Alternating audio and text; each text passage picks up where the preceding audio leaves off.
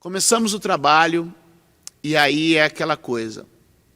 Olhar para um salão e ver mais cadeira vazia do que cadeira ocupada. Mais cadeiras vazias do que cadeiras ocupadas. Qual é o sentimento? Qual é a resposta que a gente deve dar para isso? Bom, posso começar? Bora. Primeiro entendendo quem eu sou. Se eu entendo quem eu sou, eu entendo minha identidade. Se eu entendo a minha identidade, eu entendo que eu fui chamado, eu tenho uma paternidade sobre. Se eu estou nesse lugar é para cumprir um propósito. Pensando sobre isso, uma das lições que eu mais guardei no meu coração, e eu ensino até hoje isso para as pessoas que estão perto de mim, principalmente para o pregador: pregue para quem veio e não para quem não veio. Em primeiro lugar. O mais importante numa igreja não são as cadeiras. Onde aprende essas coisas? Puxa, vou te dar um endereço, ó. Alfredo Batista Pisolato. 279, tá? Só para não confundir. Sim. Pregue para pessoas. Pregue para pessoas. O mais importante numa igreja não é som. O mais importante numa igreja não são cadeiras.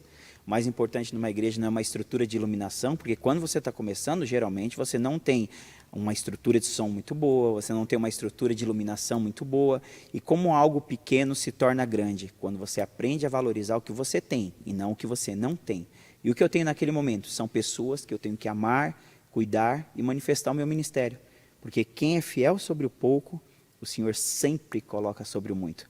Eu costumo dizer que o pouco é o passaporte para o muito. Isso aí. Quando você trabalha com as pessoas que você tem, Deus dá aquelas pessoas que você não tem. Uau, que bacana. E aí, pastor, como lidar com esse sentimento? Mais cadeiras vazias do que cadeiras ocupadas. O que sente naquela hora e como é que trabalha isso? Então, eu acredito que vai muito da visão que a pessoa começou. Porque se a pessoa... O porquê eu estou ali? Por quê? Porque eu quero ter uma grande igreja ou eu quero salvar vidas? Porque se você quer salvar vidas, se você vai orar por uma, se vem 10 para um culto. A gente teve muita experiência do culto à tarde. Quantos cultos da tarde foram tão valorosos em todos os sentidos, inclusive o financeiro? Eu tenho uma experiência dessa. No começo da igreja, você sabe que a igreja, ela não se mantinha. E eu sempre falei: Senhor, o Senhor me enviou, eu sou soldado do Senhor, e o Senhor não manda ninguém para a guerra sem armamento. Então, se eu vim para cá, eu não sou prejuízo. Eu sou investimento. Naquele começo, Deus enviou uma pessoa, que você lembra dela, que era médica, e ela dizimava no culto da tarde. Ela só ia naquele culto. Ela desenvolveu os filhos, ela desenvolveu a família, porque os horários dela geralmente era à noite, então ela só tinha o culto da tarde. E ela falava: estou tão abençoada, saio daqui tão fervorosa. E ela me perguntou isso. A sua intensidade é a mesma de um culto de domingo à noite ou de uma quinta-feira à tarde? Quando a igreja avançou, essa pessoa mudou da cidade. Bispo, eu olho isso hoje como Deus falando: não são pessoas, sou eu. Eu faço o que eu quero, com quem eu quero, da maneira que eu quero. Então, olhar cadeiras vazias é desafiador? Lógico que é. Você prefere ver as cadeiras vazias neste lugar na pandemia ou cheia hoje? Mas aquilo não é a nossa motivação.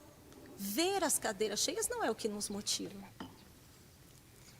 Ver o que isso traz numa vida é a nossa motivação, é o cumprir o chamado.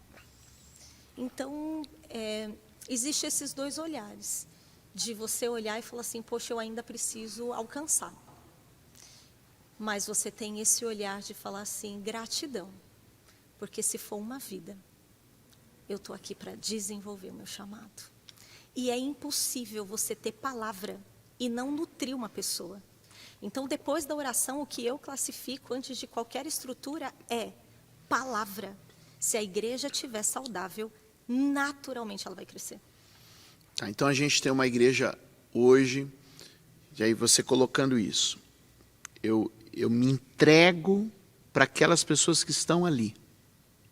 Eu entrego o que tenho, eu trabalho com o que tenho, porque às vezes essa é a frustração, é olhar a falta, é ser governado pelo que falta. É um grande desafio. E a resposta, né, está sempre no que tem, não no que não tem.